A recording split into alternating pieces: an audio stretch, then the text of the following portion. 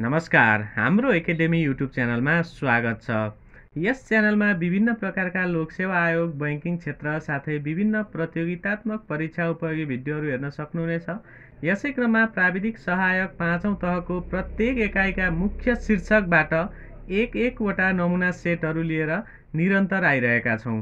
यसभन्दा अगाडिका सेटहरू र डे 1 देखि डे 4 सम्मका भिडियोहरू हेर्नका लागि डिस्क्रिप्सनमा लिङ्क राखिएको छ, कृपया गएर हेर्न सक्नुहुनेछ। यस भिडियोलाई लाइक, कमेन्ट र सेयर पनि गर्नुहोला। साथै यस च्यानलबाट नयाँ भिडियोहरू प्राप्त गर्नका लागि सब्स्क्राइब पनि गर्नुहोला। भिडियो कस्तो भयो भनेर प्रतिक्रिया पनि दिनुहोला। लगभग 25 वटा भिडियोहरू तयारी अवस्थामा रहेका छन्। तपाईहरुको प्रतिक्रियाकै आधारमा अन्य सेटहरू पनि निरन्तर लिएर आउनेछौँ। अब लागौँ विषयवस्तुतर्फ। यो भिडियो 5औं दिनको रहेको छ। यसभन्दा अगाडिका भिडियोहरू हेर्नका लागि तल डिस्क्रिप्सनमा लिङ्क राखिएको छ, कृपया गरेर हेर्न सक्नुहुनेछ। हामीले एकाइ 1 सकिसकेका छौँ। अब हामी एकाइ 2 तर्फ जाँदैछौँ र एकाइ 2 मा नेपालको संविधान 2072 सम्बन्धी रहेको छ र पहिलो प्रश्न रहेको छ। 1 नम्बरमा रहेको छ, नेपालको वर्तमान संविधानको नाम के हो? नेपालको वर्तमान संविधानको नाम के हो? कमा रहेको छ नेपालको संविधान 2072, खमा रहेको छ नेपाल संविधान 2073, गमा रहेको छ नेपालको संविधान, घमा रहेको छ नेपाल अधिराज्यको संविधान।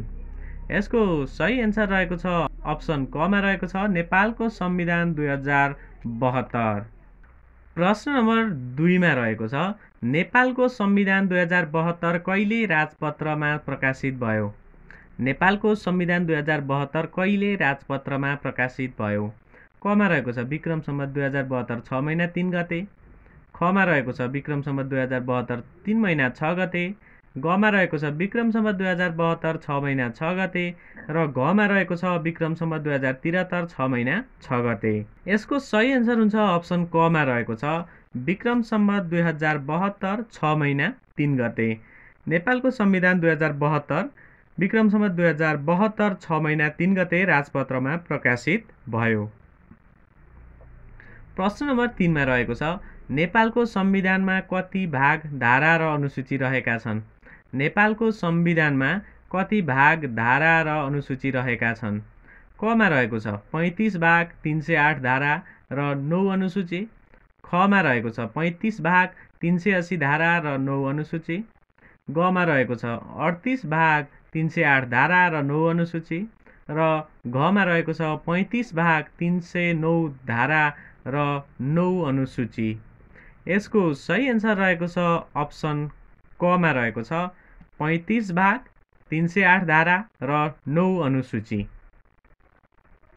नेपालको संविधानमा जम्मा 35 वटा भाग छन्, 308 वटा धारा छन् र 9 वटा अनुसूची रहेका छन्।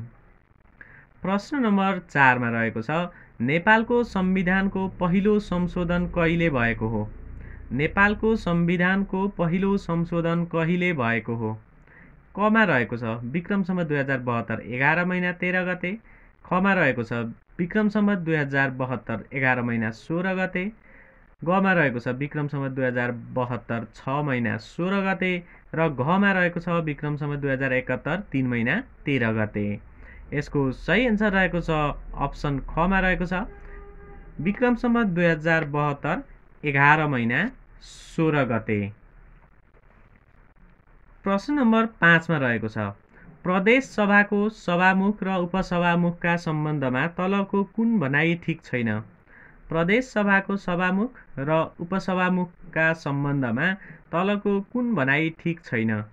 कमा रहेको छ प्रदेश सभामुख र उपसभामुख मध्ये एकजना महिला हुनुपर्ने, खमा रहेको छ प्रदेश सभामुख र उपसभामुख फरक फरक दलको हुनुपर्ने, गमा रहेको छ प्रदेश सभामुख र उपसभामुख मध्ये एकजना मधेसी हुनुपर्ने र घमा रहेको छ क र ख दुवै ठिक छन्। यसको सही एन्सर रहेको छ अप्सन घमा रहेको छ क र ख दुवै ठिक छन्। प्रश्न नम्बर 6 मा रहेको छ, प्रदेश सभाको अधिवेशनको आह्वान र अन्त्य कसले गर्दछ? प्रदेश सभाको अधिवेशनको आह्वान र अन्त्य कसले गर्दछ? कमा रहेको छ प्रदेश प्रमुखले, खमा रहेको छ सभामुखले, गमा रहेको छ उपसभामुखले र घमा रहेको छ मुख्यमन्त्रीले। यसको सही एन्सर रहेको छ अप्सन क, प्रदेश प्रमुखले। प्रदेश सभाको अधिवेशनको आह्वान र अन्त्य प्रदेश प्रमुखले गर्दछ।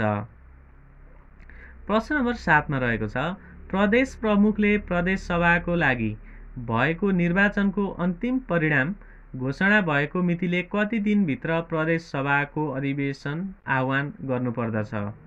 प्रदेश प्रमुखले प्रदेश सभाको लागि भएको निर्वाचनको अन्तिम परिणाम घोषणा भएको मितिले कति दिनभित्र प्रदेश सभाको अधिवेशन आह्वान गर्नुपर्दछ? कमा रहेको छ 15 दिनभित्र, खमा रहेको छ 20 दिनभित्र, गमा रहेको छ 25 दिनभित्र र घमा रहेको छ 30 दिनभित्र। यसको सही एन्सर रहेको छ अप्सन खमा रहेको छ 20 दिनभित्र। प्रदेश प्रमुखले प्रदेश सभाको लागि भएको निर्वाचनको अन्तिम परिणाम घोषणा भएको मितिले 20 दिनभित्र प्रदेश सभाको अधिवेशन आह्वान गर्नु पर्दछ। प्रश्न नम्बर 8 मा रहेको छ नेपालको संविधानको भाग 15 मा के को व्यवस्था गरिएको छ? नेपालको संविधानको भाग 15 मा के को व्यवस्था गरिएको छ?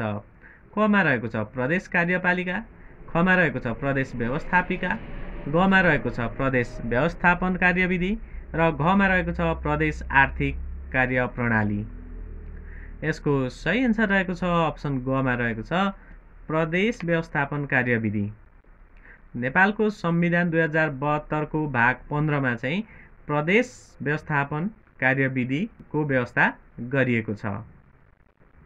प्रश्न नम्बर 9 मा रहेको छ जिल्लाभित्रका गाउँपालिका र नगरपालिका बीच समन्वय गर्न गठित जिल्ला सभामा को रहँदैनन्? जिल्लाभित्रका गाउँपालिका र नगरपालिका बीच समन्वय गर्न गठित जिल्ला सभामा को रहँदैनन्? कमा रहेको छ गाउँपालिकाका अध्यक्ष र उपाध्यक्ष, खमा रहेको छ नगरपालिकाका प्रमुख र उपप्रमुख, गमा रहेको छ पालिकाका प्रमुख प्रशासकीय अधिकृत र घमा रहेको छ क र ख दुवै। यसको सही एन्सर रहेको छ अप्सन घमा रहेको छ क र ख दुवै। प्रश्न नम्बर 10 मा रहेको छ जिल्ला समन्वय समिति कति सदस्यीय हुने व्यवस्था छ? जिल्ला समन्वय समिति कति सदस्यीय हुने व्यवस्था छ? कमा रहेको छ 7 सदस्य, खमा रहेको छ 9 सदस्यीय, गमा रहेको छ 5 सदस्यीय र घमा रहेको छ 13 सदस्यीय। यसको सही एन्सर हुन्छ अप्सन खमा रहेको छ 9 सदस्यीय।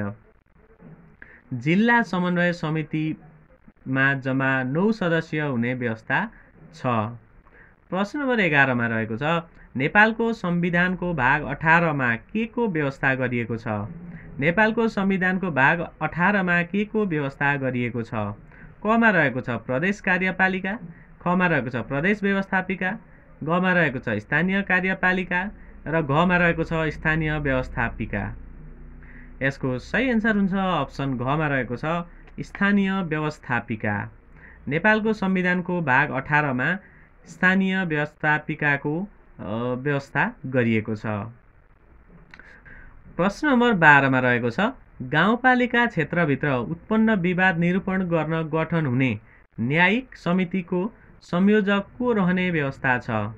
गाउँपालिका क्षेत्रभित्र उत्पन्न विवाद निरूपण गर्न गठन हुने न्यायिक समितिको संयोजक को रहने व्यवस्था छ? कमा रहेको छ अध्यक्ष, खमा रहेको छ उपाध्यक्ष, गमा रहेको छ प्रमुख प्रशासकीय अधिकृत, घमा रहेको छ अध्यक्षले सिफारिस गरेको वडाध्यक्ष।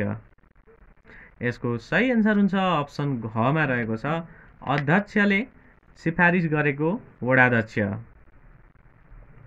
प्रश्न नम्बर 13 मा रहेको छ अर्थ विधेयक कहाँ प्रस्तुत गरिन्छ? अर्थ विधेयक कहाँ प्रस्तुत गरिन्छ? कमा रहेको छ प्रतिनिधि सभामा, खमा रहेको छ राष्ट्रिय सभामा, गमा रहेको छ प्रदेश सभामा र घमा रहेको छ क र ख दुवै। यसको सही एन्सर हुन्छ अप्सन क प्रतिनिधि सभामा। अर्थ विधेयक चाहिँ प्रतिनिधि सभामा प्रस्तुत गरिन्छ। प्रश्न नम्बर 14 मा रहेको छ नेपालको संविधानको भाग 10 मा के सम्बन्धी व्यवस्था गरिएको छ? नेपालको संविधानको भाग 10 मा के सम्बन्धी व्यवस्था गरिएको छ? क मा रहेको छ संघीय व्यवस्थापन कार्यविधि, ख मा रहेको छ संघीय कार्यपालिका, ग मा रहेको छ संघीय व्यवस्थापिका, घ मा रहेको छ संघीय आर्थिक कार्य प्रणाली। यसको सही एन्सर रहेको छ अप्सन घ मा रहेको छ संघीय आर्थिक कार्य प्रणाली। नेपालको संविधानको भाग 10 मा संघीय आर्थिक कार्य प्रणाली सम्बन्धी व्यवस्था गरिएको छ। प्रश्न नम्बर 15 मा रहेको छ नेपालमा रहेका अदालतहरू कुन कुन हुन्? नेपालमा रहेका अदालतहरू कुन कुन हुन्?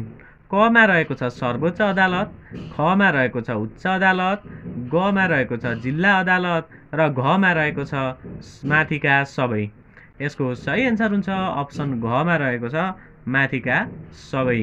नेपालमा रहेका अदालतहरू चाहिँ सर्वोच्च अदालत, उच्च अदालत र जिल्ला अदालतहरू हुन्। मेरो प्रश्न तपाईको उत्तर सेगमेन्ट अन्तर्गत मैले अघिल्लो भागमा सोधेको प्रश्नको उत्तरहरूलाई मैले कमेन्ट बक्समा पिन गरेर राखिदिएको छु, कृपया गएर हेर्न सक्नुहुनेछ। र यस भिडियोमा मेरो प्रश्न तपाईको उत्तर भन्ने सेगमेन्ट अन्तर्गत पहिलो प्रश्न रहेको छ नेपालको संविधानको भाग 8 मा के सम्बन्धी व्यवस्था गरिएको छ? नेपालको संविधानको भाग 8 मा के सम्बन्धी व्यवस्था गरिएको छ? क मा रहेको छ राष्ट्रपति र उपराष्ट्रपति, ख मा रहेको छ संघीय कार्यपालिका, ग मा रहेको छ संघीय व्यवस्थापिका, घ मा रहेको छ प्रधानमन्त्री र उपप्रधानमन्त्री। त्यस्तै प्रश्न नम्बर 2 मा रहेको छ निर्वाचन क्षेत्र निर्धारण गर्नका लागि कुन कुन विषयलाई मुख्य आधार मानिएको छ? निर्वाचन क्षेत्र निर्धारण गर्नका लागि कुन कुन विषयलाई मुख्य आधार मानिएको छ? क मा रहेको छ भूगोल र जनसङ्ख्या, ख मा रहेको छ भूगोल र जाति, ग मा रहेको छ भाषा र जनसङ्ख्या, घ मा रहेको छ जनसङ्ख्या र समुदाय। तपाईले यसको उत्तर कमेन्ट बक्समा कमेन्ट गर्नुहोला। र प्रश्न नम्बर 3 मा रहेको छ प्रतिनिधि सभामा कतिजना सदस्य रहने व्यवस्था गरिएको छ? प्रतिनिधि सभामा कतिजना सदस्य रहने व्यवस्था गरिएको छ? क मा रहेको छ 110 जना, ख मा रहेको छ 165 जना, ग मा रहेको छ 265 जना र घ मा रहेको छ 275 जना। यसको उत्तर तपाईहरुले कमेन्ट बक्समा कमेन्ट गर्नुहोला र यस्तै भिडियो प्राप्त गर्नका लागि यस हाम्रो एकाडेमी युट्युब च्यानललाई सब्स्क्राइब गर्नुहोला र नजिकमा रहेको बेल आइकनलाई पनि दबाउनुहोला। धन्यवाद।